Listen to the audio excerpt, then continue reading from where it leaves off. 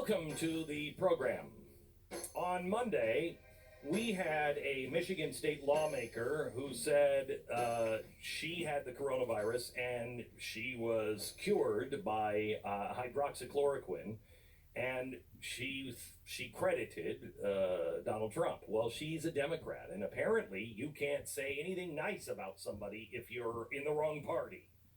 Well, that didn't stop her, and she went to meet with President Trump on Tuesday. She was asking for help for the people of Detroit. Detroit is really suffering right now.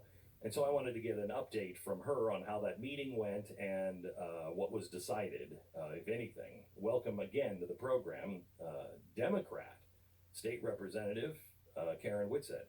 Hi, Karen. How are you? Hi, Glenn. Thank you for having me back on again. I really appreciate it. You bet. Sure. So tell me what happened.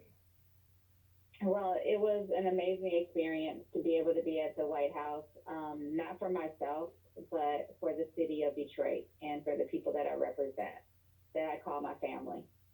So to be able to speak to the president as well as to the vice president was first off an honor that I did not expect.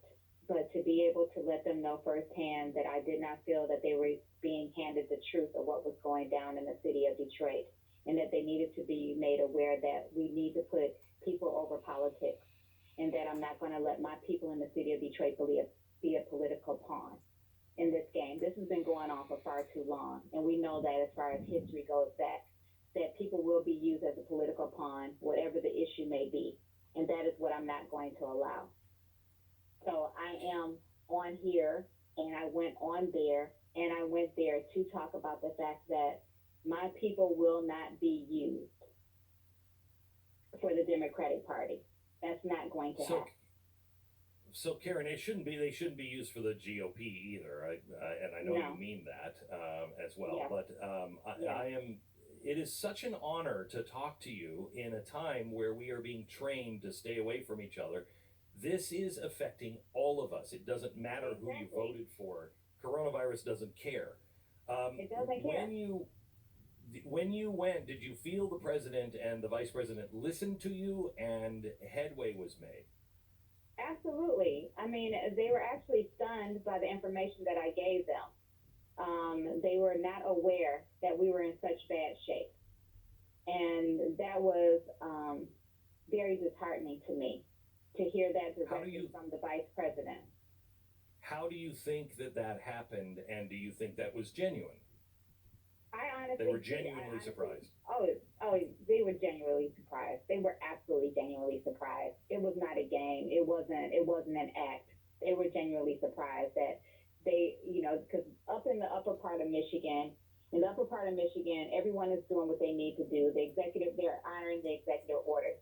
In the lower part of Michigan, where I am in Detroit, Dearborn area, the executive orders are not being honored, but they can't be honored if you don't have what you need. I'm tired of getting the phone calls that I'm receiving. Yesterday, I got the most heartbreaking phone call from Beaumont Hospital nurse who is crying, and she's at home. She's sick with the virus, and she's talking about how the reuse of equipment at Beaumont Royal Oak. She's talking about how babies are being tested positive for the COVID virus. And she's talking about how she's at home sick and how I have to do something and please do something and to stop this, and how we're losing Wayne County Sheriff to this virus, and how many are sick because they don't have not even thermometers, not even proper PPE. How people are still having water shutoffs here when we're not supposed to have water shutoffs. How people have started evictions here in February, and they're still being carried out in March and April.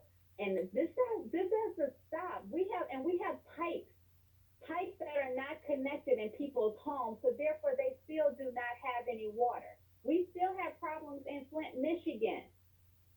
We still have problems. And let's not talk about the hotbeds in our senior citizen homes and our charter schools. Our charter schools, Karen, kids are not getting food.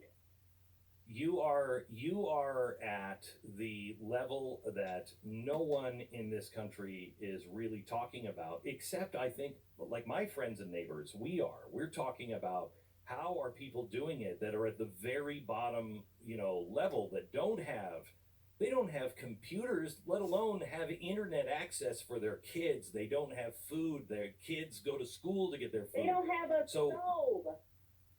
Have a stove. You're talking. I mean, they get the food. They don't have a stove. They don't have. We have drop off points where you can go pick up food, but if you don't have access to go and get it, how are you supposed to get it? And this is what's happening to my seniors as well. They don't fall in the category for Meals on Wheels, and yet they can't get out and go get the food either. I mean, I'm in here fighting a war, and I feel like I'm fighting by myself, Glenn. I mean, this is insane what I'm going through. And it's like, my God, this is the city of Detroit. We are one of the biggest cities that there is, and I'm fighting by myself, and I'm tired of getting beat up because I care about so, the people of my city. so what did the president say and the vice president say to give you comfort that help is on the way? They gave me comfort and help is on the way. I don't want to talk about specifics, but I can Okay, tell you that but you help and comfort is on. It's coming. It is coming. Okay, okay. I want you to know that after we spoke on Monday, I reached out to my charity, Mercury One, and I said we have got to help the people of Detroit. And so we will work with your office. If you will take a call from my charity, we will work with your office. I don't care if we have to, send truckloads of food up to you, or if you need PPEs or whatever you need, we will help you. This audience is one of the greatest groups of people ever. Oh my God. Oh my God, thank you. Oh my God, Glenn, thank you. We're all in this together, Karen. Glenn, bottom of my heart from the people of the city of Detroit. I thank you so very much. You tell us what we need to do, and we will do it. And if you need people that are there, I can guarantee you that we can send volunteers up there that will deliver whatever needs to be delivered. You tell us what you need, and we will do it as a community. I need, for my mothers and my fathers that are at home with their kids in these charter schools that have fallen through the cracks, that don't fall under the Detroit public school system. They have no iPads. They have no means of trying to do their homework, and they're trying to do it on a single phone. They don't have even toaster ovens would be a benefit. Even the cheapest, smallest toaster ovens would be a benefit. Trying to get cleaning supplies for our jails and for our prisons and testing kits. Partnering up with Mark Campbell, that I was with yesterday, partnering up with him because he does have the testing. He can do the test. If we can get more testing kits, if we can get thermometers, if we can help the Wayne County sheriffs, if we can help our Detroit police officers and our first responders. We had over 1,600 nurses walk out and staff walk out of hospitals, and more than one hospital, even Sinai Grace Hospital. I mean, I have a laundry list. Well, Right now, what you offer is a lifeline. Karen, I'm going to put you in touch with my charity. They will reach out to you today. And we will figure out what we can do. And I ask every member of this audience to please go to mercury1.org/donate and donate now. I want you to know that if you mark it for COVID or Detroit or whatever, 100% of your donation will go there. It will not be used for any of 100% of your donation. So please donate now, and let's make an impact in the lives of these people who everyone has forgotten in the great city of Detroit. Karen, we will talk again. Glenn, and your audience, thank you for making the United States united. Thank you. God bless. We'll talk to you again.